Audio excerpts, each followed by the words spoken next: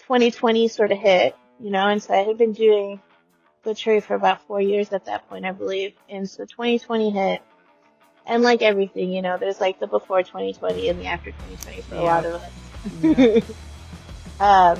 But what I noticed during 2020 was how little people knew about where their food comes from, right? It's once the groceries dried up, there was panic about like, where am I going to get my meat? And where am I going to get my vegetables? And where am I going to get this? And where am I going to get that? And so I wanted to be sort of a bridge between that, right? To highlight the invisible labor that it takes to get the food to our table so that people could see the humanity behind it, right? And then take that and say, oh, I can connect with like local ranchers. I don't need to depend on the grocery store. Or, hey, maybe I do want to explore hunting, just like let's all be uncomfortable together and let's all just use this like really tumultuous time to grow. It's too much. Tejas Hunt Club Podcast is the podcast for you and you and you and you. What's up, you guys? Welcome back to another episode of the Tejas Hunt Club Podcast. Today you have Meagan as your host. This episode is going to be featuring Miss Kriss-Abigail, and she is a wild game butcher. She has a very interesting backstory about how she ended up in the wildlife and the outdoor industry. And so I'm super excited for you guys to hear about that, and also a lot of her somewhat different perspectives when it comes to the ethical side of hunting and the actual act of carrying through that ethical thought process when it comes to processing your meat and preparing that meat to be a supplement to your family or your friends or whoever is going to be benefiting from that hunt. But before we dive into that, I have a couple of updates for you guys. One of which is that we have published the first mentored hunt on our YouTube channel. So that was the Veterans Hunt that I participated in with Texas Wildlife Association. You can find that on our YouTube channel. If you also saw it on socials, there's some shorts that we're going to be publishing, so make sure that you're following us on Instagram as well. We have 2 more of those mentored hunts this year. Brandon's actually headed out this next weekend for his. And then we are both going to be headed down to Mathis, Texas and South Texas together for the first time on a mentored hunt the next weekend. So the next couple weekends, we're going to be out hunting a lot. A couple new episodes have dropped for the Tejas Hunt Club podcast. If you haven't already seen those, we had Taylor Weems come on the podcast, and we also had Rebecca Jones. So if you hadn't had a chance to listen to those podcasts, please go back a couple episodes and make sure you catch those as well. Speaking of hunting, Brandon and I are still on the hunt for our whitetail deer with our bows. We weren't successful in October during the early season. However, we are going to continue the pursuit into November and December, and hopefully we get lucky on having a buck come in. We have seen some activity on the cameras. It's just really hard to pattern these deer on the property that we're hunting, and so it's kind of a hit or miss when it comes to when we sit. But I'm hopeful for this weather and the wind shift, but we'll see. Lastly, I am officially going down the rabbit hole of the AR-15. I have ordered quite a few parts in the past week, and I'm excited for those to come in, but I still have quite a few things I need to decide on and order. Hoping to have my full build done very close to when our son is born. And so as soon as he is not along for the ride anymore, I'll be able to get back out and, get to the range again, because that's something I haven't been able to do, protecting his hearing. And so, I mean, it's all worth it, don't get me wrong, but I am excited to get all those parts in and be able to start shooting those ARs. And I think that Brandon's pretty stoked about it too, just because we can start nerding out together. But so be expecting to see some content on that pretty soon of me putting it together. Even before I get to the range, I want to make sure that I take you guys along for the ride as well. So those are all the updates that I have for you guys this week, and I look forward to seeing you in the episode. Y'all have a good one. What's up, guys? Welcome back to the Tejas Hunt Club Podcast. Today, we have Miss Kriss-Abigail on the line. She is a wild game butcher, and I met her through the Adult Learn to Hunt program with TWA, which we talk about all the time if you've listened to our podcast. So a couple weeks ago, we met in person. We've been following each other on social media for quite a while. I've been a big fan of her work and just her passion beyond behind the wild game butchery specifically. And so I would love for her to share her story, a little bit about what she has coming up on her horizons and how she's been involved with the Adult Learn to Hunt program. So welcome. Thank you so much for coming on. We appreciate you. Oh, well, thank you so much for having me. I'm so excited. It was so awesome, like getting to meet you in person and having that connection. And, that's the one great thing about hunt camp, that I don't think like it really gets talked about, right? Like the camaraderie and the bonding that happens when people, and especially adults, are just outside, Mhm. and you kind of turn into kids in that way. So I'm super happy to be here. Yeah, we do. And I think that we both connected so well, just like in that environment, along with everybody else Hmm. that was on that trip. There wasn't one person who didn't seem relaxed and like really connected because we were camping. Yeah. So that's another element Yeah. of that. We were outside for real, for Mhm. real. We did have nice restrooms. Shout out to Dylan for getting that coordinated. But we were camping. We were straight up tents, cots. I slept in the bed of my truck one night. So Oh, we'll it's get so in. hot. It, it was hot during the day, and then it was like 61 degrees by the time we woke up in the morning. So just Yeah. kind of depends on, like, I kept a fan, but it was a nice experience for the most part. Dry. We didn't get rained on, so that's the best Yeah. part. But we'll dive into that here shortly. I would love to hear about your background, just like where you grew up, how you got involved in Okay. the outdoors or nature in general, and then, what drew you into wild game butchery. All right. So I'm originally from Chicago by way of El Salvador. My parents immigrated from there in the 80s to Chicago, and I grew up a city kid. Just in the, down the street from Wrigley Field. Uh, didn't have any exposure to nature, didn't know hunting beyond Bambi, or what I saw on TV. So it was not in like the scope of my existence at the time, nothing I really gave thought to. And in Chicago, I was a professional photographer. So I photographed live performances, musicians, artists, burlesque performances. It was a really wonderful life. But my photography equipment was stolen one year. And effectively, as you know, you're a photographer as well, right? Like it Mhm. effectively just like ended my career overnight. And then it was a matter of, oh, where do I go from here? What do I do now? This has been my career. And so I've, sort of floundered in day jobs here and there. But my family had this ranch down in Texas, in rural Texas that they had had for quite a while, and my parents had retired down here.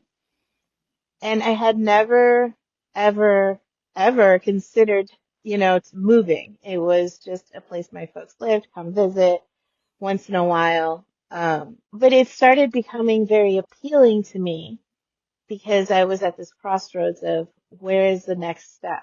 What am I going to be doing next? And Texas felt like the safest risk. It was moving somewhere completely new, a different life, a different environment. I would be moving out to the middle of nowhere. Um, but I had my parents, that was like my safety net. It was somewhere where I could go and breathe and figure out my next step. And so that's what I did. I packed all my stuff and my cat into my friend's little Prius and, we drove ourselves down to Texas. And I still remember pulling up, uh, like we were driving down one of the streets getting to my house, to the ranch, and my friend said, "Oh, you meant the country." Like we were just You down in the weren't middle of kidding. nowhere. We Yeah. weren't kidding. Um, and so I think for the first year or so while I was here, I still tried to live a kind of city life. I was spending a lot of time in San Antonio and in Austin trying to find connection there, community, things like that. And nothing was really panning out. And I still didn't have a direction of what I wanted to do. But I knew one thing about myself was that I love to cook. I love to cook for my family. I love to cook for my friends. I grew up with a father who, he cooked at home. He was the cook. Grew up watching cooking shows with him. So it was very much a part of my life in that way. And so I decided that I would go try to be a chef, right? And have like a cute little country restaurant. And it's going to be a cute little life. And it's going to be great. Uh, so I went to CIA in San Antonio, the Culinary Institute of America. And the guidance counselor said to me there, she said, hey, listen, if you've never worked in a restaurant, you should go do that to see if this is actually something that you want to do. And probably some of the best advice, like instead of saying, oh yeah, sign here, give us your tuition check, uh, it was guidance that really changed my life because what happened is that I went and worked, um, at a restaurant. I worked as a line cook, I've done pit master work, I've been sous chef, um, been head chef, so I did all that. And in the middle of doing all that, I answered a wanted ad on Craigslist that said seasonal help for game process. I had no idea what like those three words meant together. I was like Yeah. game processing, like video games, like a game tester is initially like, oh, seasonal. Okay, it's for Christmas, so I clicked on the Oh, link that's and it's like, hilarious. yeah, That's funny. I, yeah, I was like, oh, I'm going to be testing games. Um, and, but it said learn knife skills, right? It was like, come learn process, how to process gear, and learn knife skills. And I was like, oh, a chef needs that. That's a skill a chef needs. And so I sent in my resume with a cover letter, which is just funny to me now because that's not how hiring works in the wild game world. And they brought me on and they said, hey, you don't know anything. At that point, I had never butchered before. I had never hunted before. I had really zero connection to my food other than the grocery, right? And so they said, okay, well, we'll probably just have you washing dishes. And I was like, that's fine. I'll learn by osmosis, right? Just being in the area, then I would pick something up. And I had this dream that this like professional butcher would grab me and be like, Kriss-Abigail, I'm going to mentor you. And it was going to be great. Um, that's not exactly how it happened, but my first 10 minutes into there, it was in the middle of deer season, so I landed like a week after Thanksgiving, which is one of the biggest weeks in game processing. And so I was a body, right? And so they handed me a knife and a hindquarter and got me to work. And I fell in love. I think I fell in love pretty much immediately, not sort of with the philosophy of it, the ethics and my philosophy developed over time, but with how challenging and uncomfortable it made me.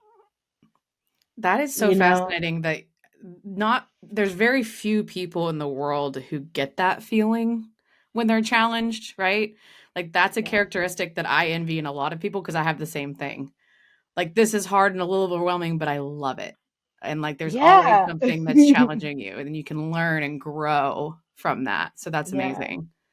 It's like it's so exciting, right? Like this idea that you can rise to the challenge, that you can do the hard things. And I think that was really important for me at that point in my life to kind of prove that I could do it on my own. I had left my community in Chicago, my, you know, 30 plus years of friendships, I had left everything and kind of dropped in the middle of nowhere. And I had my parents but it was still me, right? Like I still had to sort of figure out who I was without the noise of other people.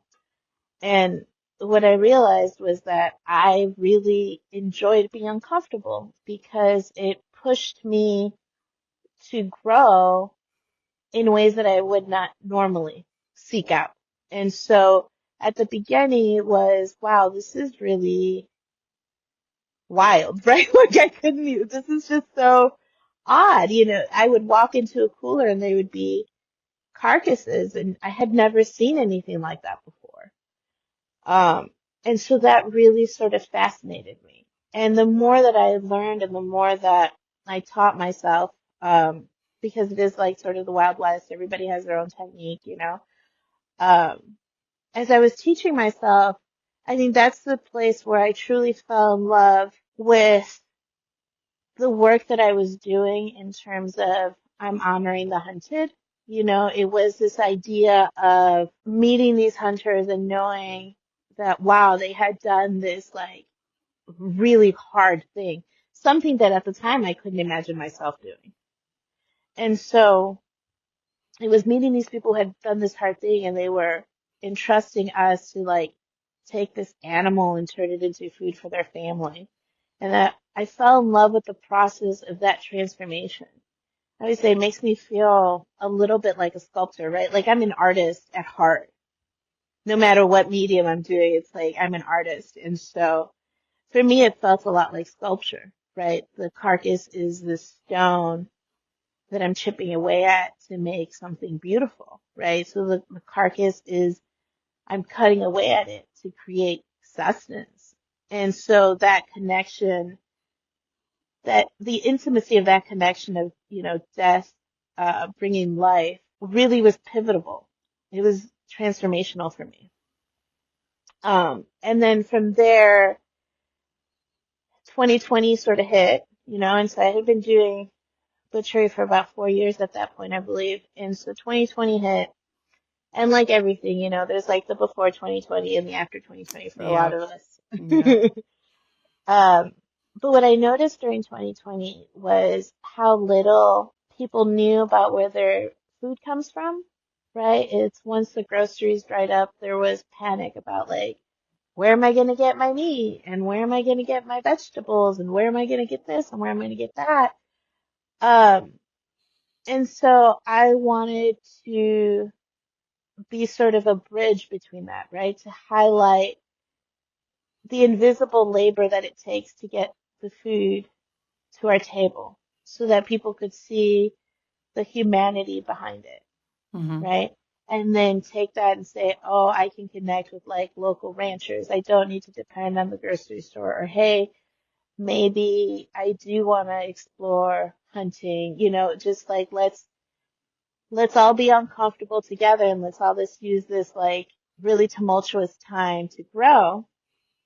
And that's when I launched Meet Your Meat, right? It's like my cute little hashtag. It's just an alliteration, right, to get people to sort of pay attention. And the initial intent was to educate kids like me, urban kids who didn't know where their food comes from. It was like, hey, this is where fajitas come from. It could have been, I just learned like 5 seconds earlier where fajitas came from, but I was like anxious to share that because it was incredible to me Mm-hmm. how much work and labor goes into these things that we give no thought to.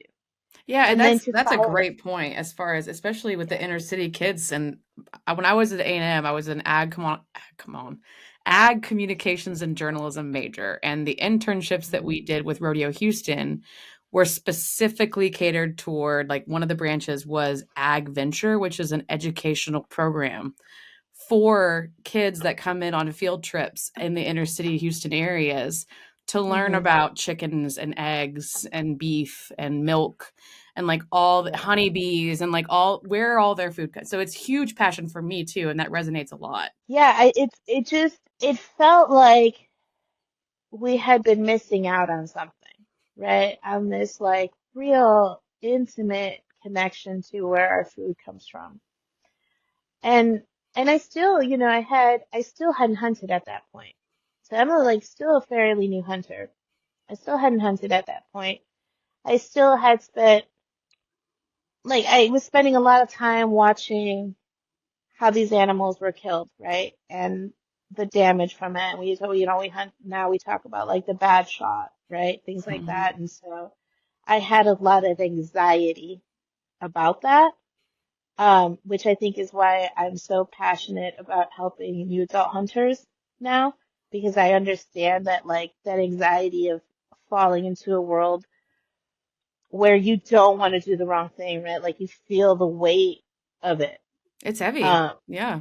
it's heavy. Yeah, for Mhm. sure. It is for sure heavy. And so that kept me away from it for a long time, but it was always something that I really admired. And then there, I think it became my philosophy even before I started hunting, where hunting is, I always say the most humane and ethical way to source your protein.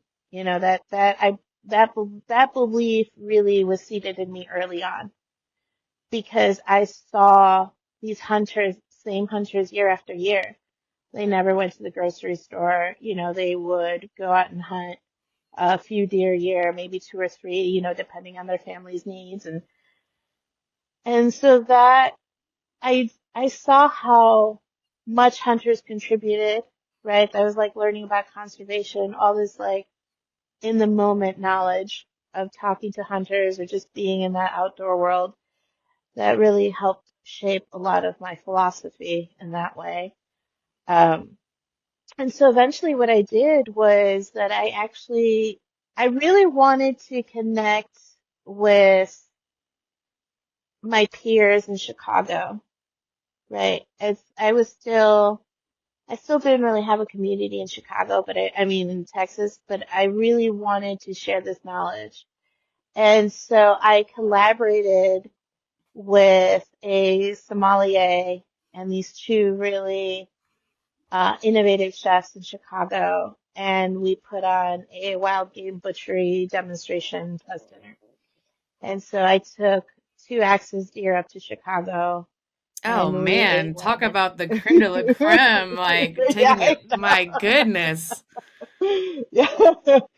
Yeah. And I did a butchery demonstration. We had, the same conversations that I have at hunt camps now about what stewardship looks like and what conservation is. And it really became important to me with my work, especially like going up to an urban uh, setting to challenge people's internalized bias about what hunting is and who hunters are and what that looks like.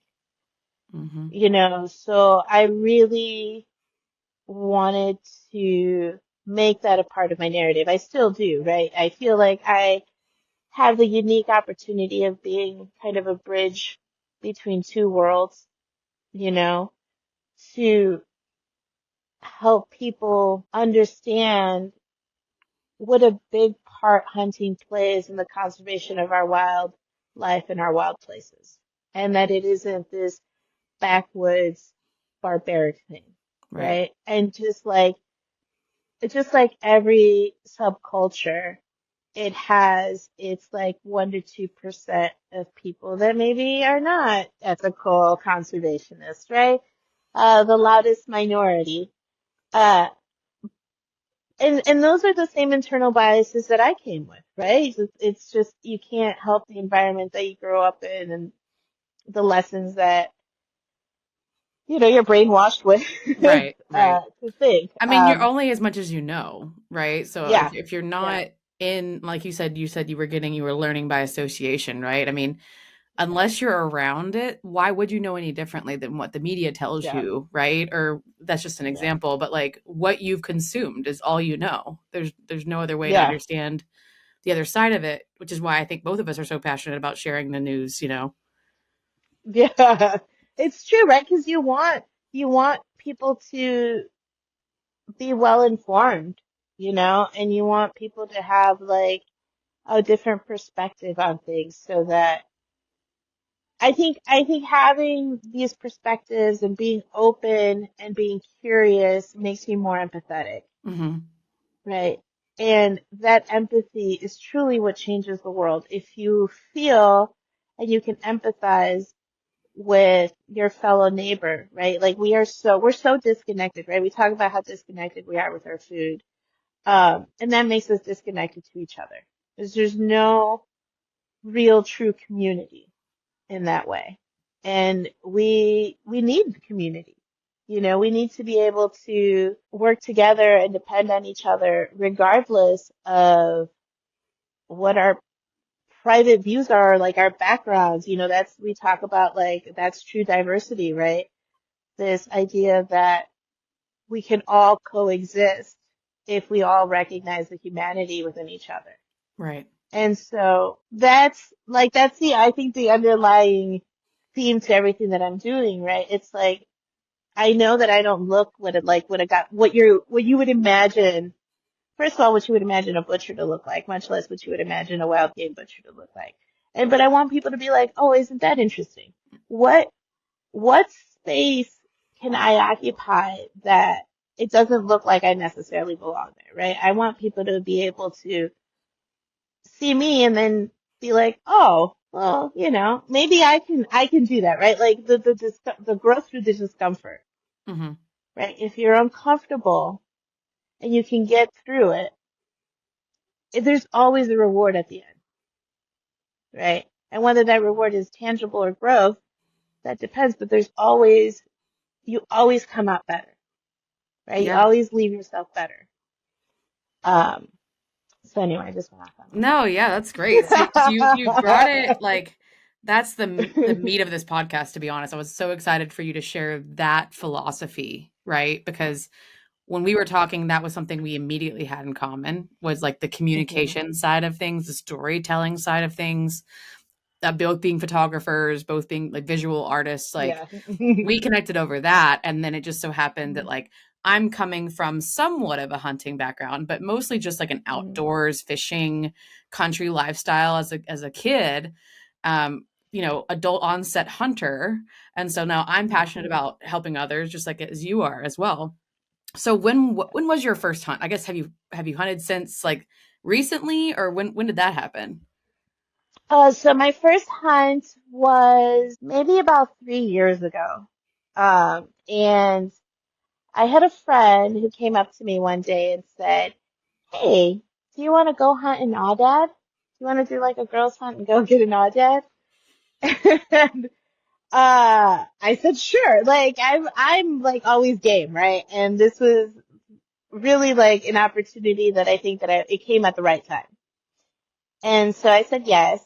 And we went out to Mason, Texas I'm going to be in Mason this weekend at the same place where I had my first hunt, um, at this ranch called Operation Orphans. And Operation Orphans is an organization that has existed since the 1960s. It was founded by a former game warden.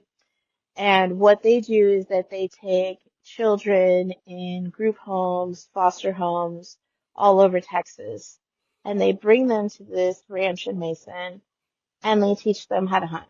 And they take these kids to the outdoors, and it's oftentimes the kids' first time really experiencing any of that. Um, so they are an incredible organization. And they had just happened to raffle off an Aoudad You Hunt. And so that's how we ended up there. And as you well know, right? That was a transformative experience. It, it was all of the emotions all at once.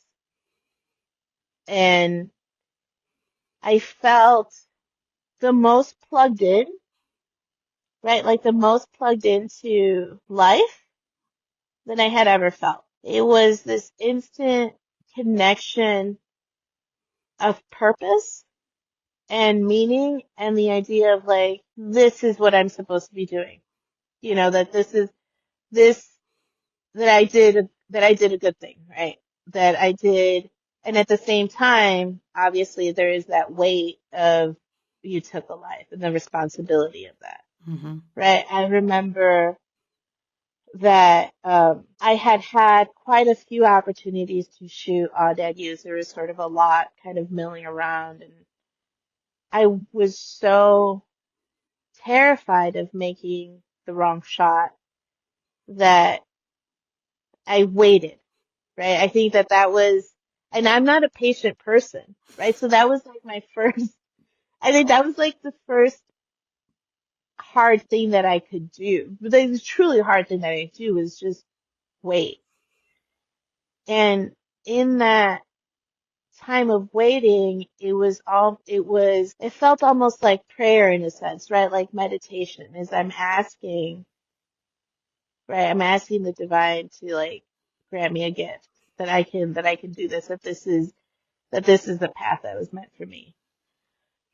Um, and so the sun's starting to come up, it's a little bit after first light. and this Aoudad ewe kind of wanders off by herself, and she's grazing, and she's broadside, and she's, she's mine, right? Like that was the one. And I remember putting up my rifle to her and breathing deep and just, just I don't even know if there's like a word. It's one thing that I always say that like if you haven't hunted, you can't. It's really hard to describe. It's really indescribable, that moment. Um, and I remember she like looked up to the sun and I shot. And thankfully it was a double lung shot. So she dropped, and that was my first hunting experience. And it was just so, gosh, words are so hard to come by because it was everything. It was like this extreme sadness at the fact that I killed something. I'm like, I always say like I'm a soft heart in a hard world, right?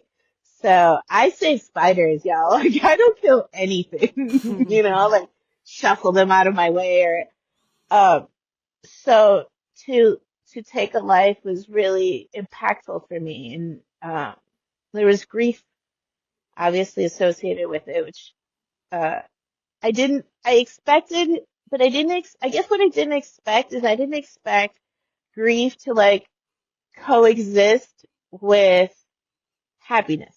Mm-hmm. I It's had like never one of really the had, only experiences in life that you'll be able to feel it. Yeah. yeah, it's so wild because I didn't expect that. I didn't expect the ability to feel two things very strongly at the same time, and that has not changed with every hunt, that Mm-hmm. I've had since. But it really did give me proof. I think it gave me assurance that this was how I wanted to build my life out from here on out. That I really did want to sort of put my money where my mouth is, right? If I'm saying that hunting is, the most humane, the most ethical way to source your protein, then I gotta like practice what I preach. And so when I did that, I was like, okay, I can do it, right? I can do this. I can do this really hard thing. I took my ewe home and made great meat out of her. Everybody says that aoudad is trash meat. I'm like, please give me your trash meat. I will take all your aoudads, all your hogs, You had all the things you could. Aoudad didn't you bring Aoudad, or you talked about a recipe that you made with Aoudad? I can't remember. No, that was Kristen. Kristen had also That's like right. hunted an aoudad, and so she had made some. I think aoudad meatballs is what we had. Mm-hmm. That That's were what it was on incredible. the sandwiches. Oh, it Yes, was on the banh mi. It's good. so good. Oh my God. Yeah. Talking about, yeah, I love her.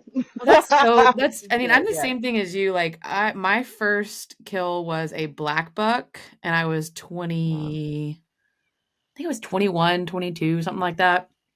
Mhm. And it is this, you get the same feeling every single time. Like, I don't think it'll ever go away for me.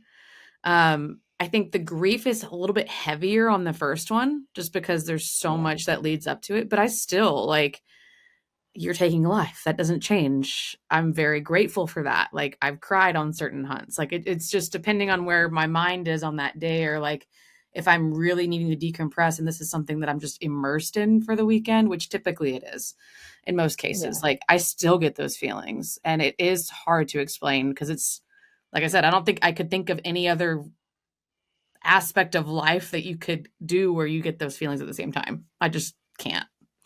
So, yeah. but I But do go go ahead. ahead. Go ahead, sorry. No, You're you're fine. fine. Mhm. I don't know what I was gonna say. So you had your odd ad hunt. Mhm. I do want to talk about like you decided you're like, this is what I want to do. I want to practice what I preach. And I'm the same way. And part of the issue with that in Texas is the access, right? So you were invited out to that ranch. We've been invited out to private leases that my parents have been on, out to private ranches that, we've actually had to look into public land hunting, but we've never been like, that's our last resort because there's just not Mhm. very many opportunities. So I talk about this all the time about the private land ownership in Texas being 95% or more of the property is privately owned, private access property that you can hunt on if you know somebody, right? Or you pay for a lease. So Yeah. the Adult Learn to Hunt program, right, is something where we've met, and that's one of the Mm-hmm. biggest things that they do for adults is access to these properties to be able to go hunt for yourself and to be able to, for mentors, I mean, even us, like having that experience where they ask us to volunteer, we have the access. There's hunters that are interested for a minimal fee, to be honest. Like it's such a Yeah. crazy fee, like custom meals, things like that are along this trip. So I want to know, like, how did you hear about the program?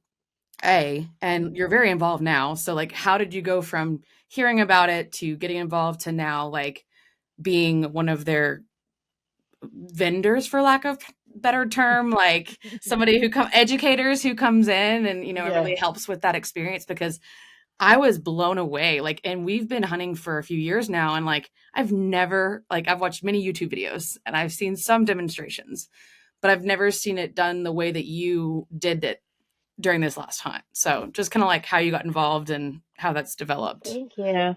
Thank you. So I met Kristen Parma first.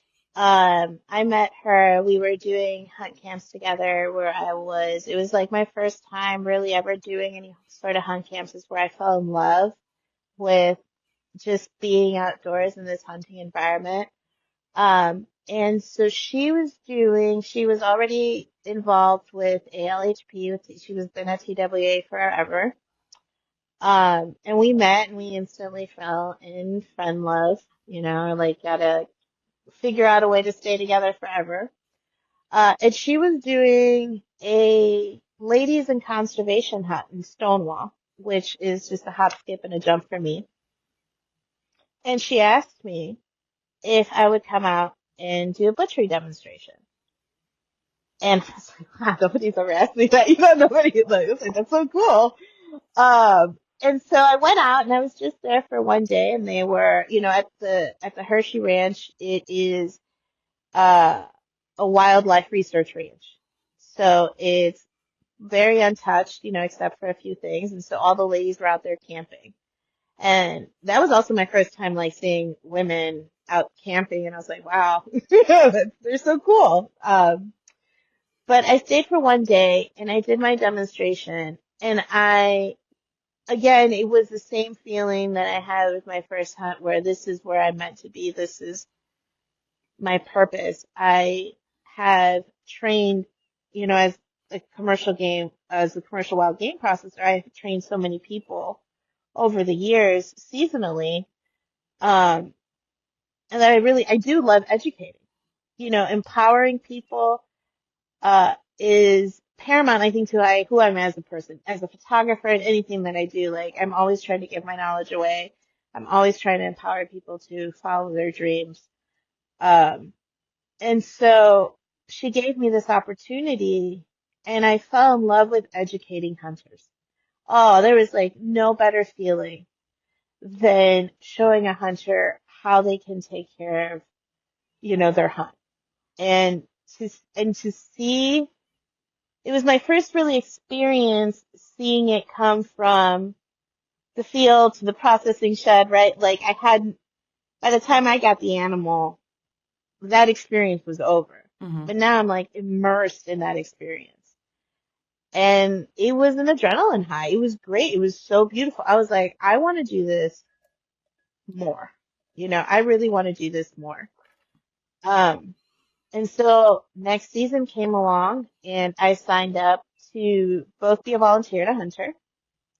I had just my one hunt under my belt, so I qualified still as a novice hunter. And, I did the ladies in conservation hunt again, and I was there the whole weekend. And I think I did a couple of other camps, and just like every time I would do it, it just felt even more important that I kept doing it. Because one of the things that I've noticed, and we had spoken about this in the whole realm of hunting, is that there is a gap in butchery education. You can go to like an educational hunt camp, or, there's YouTube videos, there's like classes you can take, there's all this like resources that you can access that takes you from before the field to the hunt to, your gun, your ammo and everything. And then afterwards, like, education just drops. A lot of times it's field dress, quarter, there's no real thought behind it. And my feeling was, and my feeling still is that if you take all that time and you do all the labor that it takes you to go on this hunt and to successfully harvest an animal, then you should give yourself the gift of the knowledge and the labor of what happens after, right? And how you continue the same ethical and humane and honoring of your hunt throughout of it, right? Like we do it with taxidermy. We do it with the animals that we choose to kill. We do it in all these sort of different ways. And then the food, which to me, as a meat hunter, is ultimately the most important part of the whole experience, we don't pay attention to. We let a lot of meat go to waste, or we don't take our time. And I always tell hunters, it's like, this is an extension of that experience, right? Like your hunt doesn't end when you pack up the animal, right? The hunt really never ends until you finish eating it, right? Right.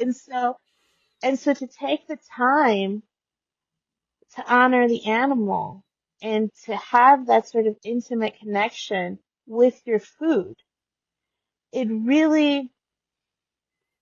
think it's really empowering, and it I think it really brings out, like, it brings out the best in me. If I have a carcass in front of me and I'm thinking about this animal, and I'm trying to do the best I can by it. Like, so that's really what I'm trying to impart to other hunters, right? Like, that's really the education.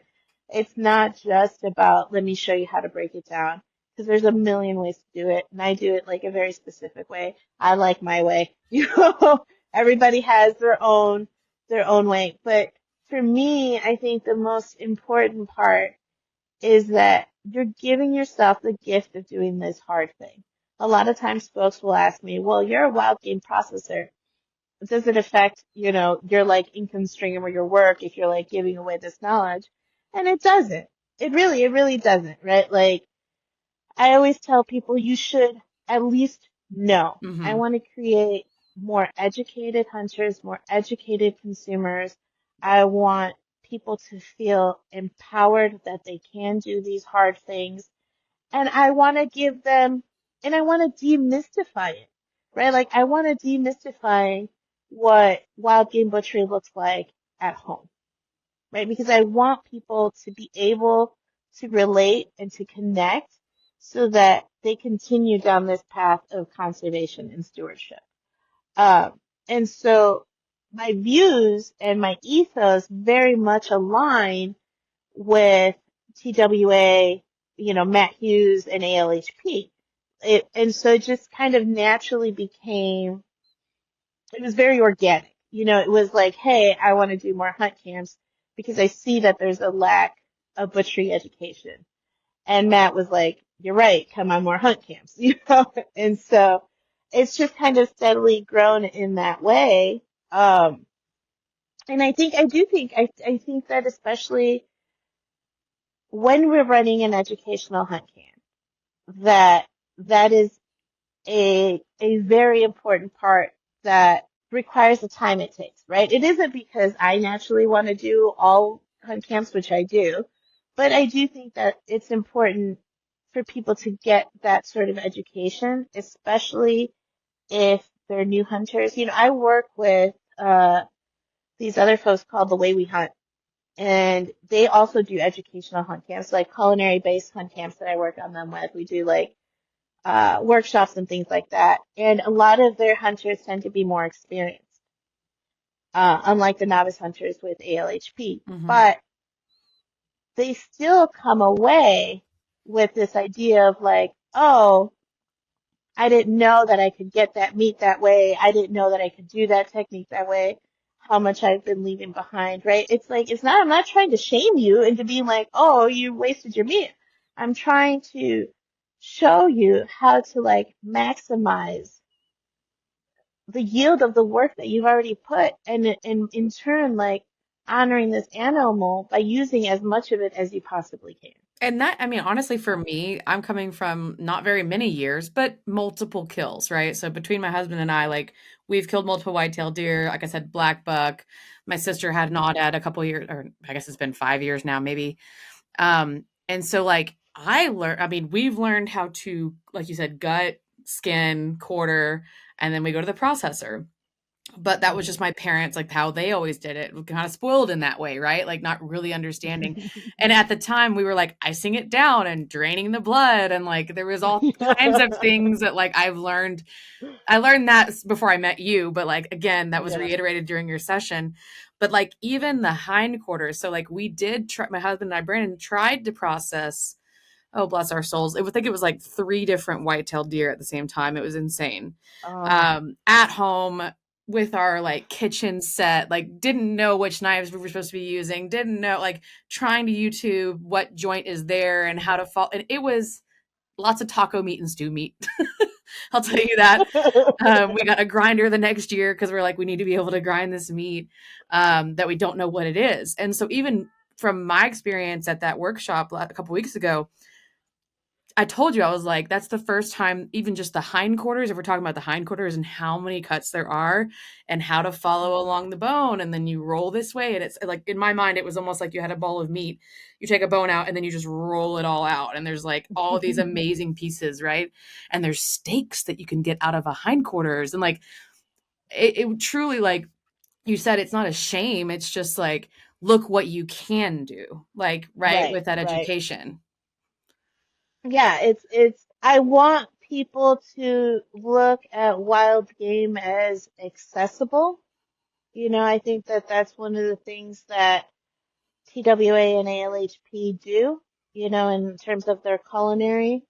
The things that are cooked at camp, are things that are very easily replicated at home.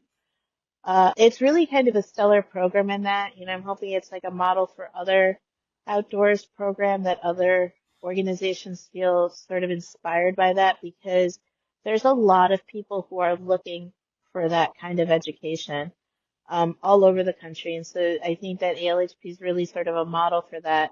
And in that, there's the integrity of the knowledge that I'm giving out, right? Like I really, truly want people to feel comfortable and confident in doing this thing because I believe that that confidence will carry them through other places, right? Like how we were talking about there's growth and discomfort. How cool is it to tell your family, yeah, I like not only, I mean, I love it, like I made, I brought my husband some whitetail biltong that I made from a deer that I killed earlier this year at at a hunt camp, and it's like so much pride for me in that this person that I love, I'm giving them this really healthy protein that I killed and skinned and gutted and butchered and made biltong into. There's a sense of community in that way, right? Like I always say that really truly one of the things that doesn't get talked about is the generosity of hunters. Yeah. You know, it's very rare you go to like a hunter's house and you won't be treated to like some delicious wild game that they happen to pull out, or that you might go home with yourself with some ground venison, right? Like Mhm. I have so many friends who are not hunters and they're like, oh yeah, my uncle sends me, like 10 pounds here. My family sends me this and my friend sends me that. And so, that the butchery education for me is another way of helping create ethical hunters, right? People then who then will go out in the world and say, hey, this is what hunting can look like. This is how hunting is conservation. This is how hunting, one of my big current passions is that hunting belongs in conversations alongside regenerative agriculture. If we're talking about Ah, what is sustainable, what is conservation, what is a path forward. you are The speaking my hunting. language. Yes. Oh my Yes, gosh. We could have a whole other you know. podcast just on that. Yeah, but hunting gets left out of the conversation again because on a societal view, it's viewed through the lens of your killers, but it's viewed through the lens of your killers by people who source their food from a grocery store, right? Like, there's Yes. no ethical consumerism. There is none. And hunters, they cause the least amount of death in our industrial food system. So why is that not being brought into a conversation with regenerative agriculture? You will meet farmers that will purposely put up wild pastures for wildlife, right? Because that helps so there's like already a wildlife component to regenerative agriculture. Why are we not bringing in the conversation about how hunting in these wildlife places provides conservation, Right. provides stewardship, and is a sustainable source of food for people? So that's that's my Yeah. voice right now. It's like I want to bring hunting to that, right? So a lot of times, as you saw when I talk in workshops, is I'm talking about things in like beef terms, right? Hmm. Or like pork terms rather than using just like strictly wild game terms because I want people to be able to relate it to the livestock that we eat, Hmm. right? And then to take that narrative of how hunting is just like eating a steer, but like a little bit different. They're all the same muscles, but they're not, and hunting is this ultimate conversation that you can have, with yourself, the divine and Mother Nature. And so that to me is like a motivating factor, right? Like I really am very passionate about the rewriting just like the narrative of hunting. And it's been great that I've gotten to meet people like you and like people like TWA, LHP, there's this coalition of women who write this magazine called The Western. And they're all female outdoor writers, and they're all hunters. And so it's just been really wonderful in finding this passion and then within it finding purpose and finding community even more so. Yeah. That's awesome. I'm so happy for you. I really am. I'm happy to just be a piece of that, like just be part of that journey. Because it's, and if, I mean, if y'all made it this far and you listen to the beginning of this podcast, starting in Chicago, right? And then making your way all the way down Yeah. here and just like, you can just tell that you truly have, and like you said, the passion really is in sharing and like Yeah. making sure that more people experience this and that it continues for generations, and that the educational side of it is where we lack the most, and that the only way you can educate more is to invest that time and volunteer that time and really be passionate about it and just keep coming back for Hmm. more. And like you said, each time it builds more and more passion toward that. And I feel the exact same way. And I think that's just so neat to like connect with somebody who feels the exact same way, just with such crazy different backgrounds, right? But like Yeah. so many similarities, and it's just really neat. And I've really enjoyed getting to know you. I want to wrap up with you talking about your workshops because you have Okay. two, right, that are coming up in San Yes. Antonio. So Yes. tell us about that and then So, who you're partnering with, because that's also a really cool program.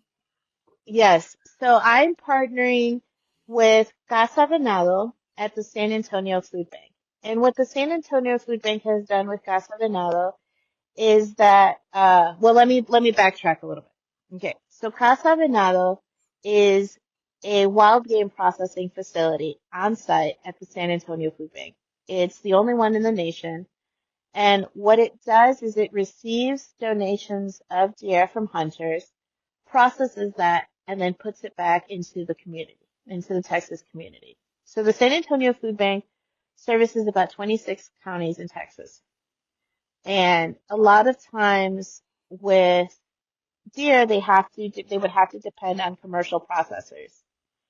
And so they've essentially cut out that middleman, which is fantastic, right? Like hunters can directly donate.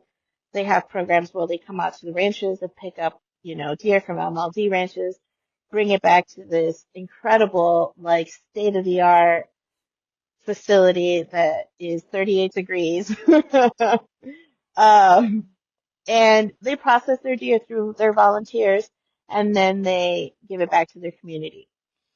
They have allowed me to host clinics there. This is my second year doing it. Uh, and so my clinics are all day deer processing clinics. I think they're awesome. They'll consist of guest speakers. So we have we have a conversation. I believe that as you and I have that in common, I believe communication is key, right? So we'll have guest speakers there from all walks of life, all involved in the outdoors, sharing their stories, talking about stewardship, talking about conservation, talking about hunting. Um, and then we'll learn how to skin. We'll have some deer to skin. And then I'll do my butchery presentation, much like I did at Hunt Camp, where I'll do a complete breakdown and kind of go into the details of different cuts. And then we'll go back and we'll have a catered lunch by a wild game chef featuring wild game food. So I'm super excited about that. And then we'll come back to the processing facility and we'll spend the next couple hours like practicing all the skills that you've just learned from me. And I think that for me is what's most appealing from an education standpoint, because you can't master anything. You can't really get comfortable with anything unless you do that repetition. You're doing it over and over and Right. over again. And so this really gives me an opportunity to not only educate people, but then to put knives in their hands and say, okay, now you're going to practice what you just learned, right? And even better than that is that all that meat that we're processing at these workshops will then just get turned into ground venison for the Texas community, right? So you're like getting some good food and great education, practicing these skills you just learned, and then feeding your fellow Texans. I can't think of anything more fun to do on like a Sunday in November. So my dates are Sunday, November 24th, and then Sunday, December 1st. So it's right in the peak of everything. We'll have lots of deer to work. We've got some tickets are still available. So the classes are pretty intimate. They're about only 8 people each. I really wanted to have a smaller sort of setting instead of teaching to like 20, 25 people. I've done it, let's do 8. Let's have this really sort of, again, intimate classroom setting where everyone can truly get their hands on a carcass, can truly be participating in these conversations. I'm super excited about this. Everyone is also getting a book called The Shotgun Conservationist, Why Environmentalists Should Love Hunting. And it's the same book that better than I can describes the history of hunting, laws, conservation, stewardship, everything. So I felt that was kind of important. It's like, look, here's something that you can read at home, give away to like someone if you're trying to explain why you're interested in hunting. It's a really incredible book. I think it should be a textbook, but so I'm excited. I'm really excited to host these classes. I'm hoping that people are like gonna come out because I really just can't wait. Yeah. I just like, come get all the knowledge from me, right? Come feel empowered, come feel accomplished, come eat some good food, be with some like-minded people, be curious. If you're not like, even if like you're not a hunter, I always say it's like, this is the best place outside of a hunt camp to get like some true like wild game butchery education, Mm-hmm. right? Even if you're just curious, this is like a safe place to be curious, and then maybe you're going to take the next step or maybe you won't, or maybe it'll drive you in another path. But yeah, I'm stoked for you. I was looking at my calendar and Yeah. I was thinking, I'm like, if we don't hunt that weekend, or if I'm at a hunt, if I'm at the property and we're done, and Sunday I could make my way over there. Like, I'm trying to figure out a way to get over there because I'm super pumped Yeah. about it. I think it's gonna be great. So, can they find tickets on your social media platforms, or where would they be able to get the link for the tickets? They can find tickets on meetyourmeat.net, which is my website. And it has more information about the classes and then information about me and hunt camps and stuff like that, so you can kind of get to know me a little bit better. Great. If you haven't been just listening to me ramble for the last hour. Oh no, yeah, there's still so much to learn, and I think that we could definitely do a follow-up podcast on just the regenerative agricultural side Oh of things man. because like I said, I come from an ag communications background, but when I was in school, it was all Yeah. commercial ag. Like that's all that I knew. I've learned a little bit here and there. They just don't. It wasn't at the time, at least in my course, is something that we focused primarily on. There was some food safety, Mhm. but all of it was related to commercial production. So I've learned a lot outside of my teachings in school, in my own experiences and Mhm. in my own, like, you know what you know, right? So I had some biases towards some of the Right. messages that I was seeing. And I'm like, okay, now I'm kind of Mhm. open because now that I'm part of the hunting community, I'm starting to see that, like, okay, that is related. So would love to have you on again Yeah. for that. But last question is kind of Yeah. fun. So, what is Okay. your favorite cut and what dish do you make with it? My favorite cut is on wild game is the sirloin. I love the sirloin.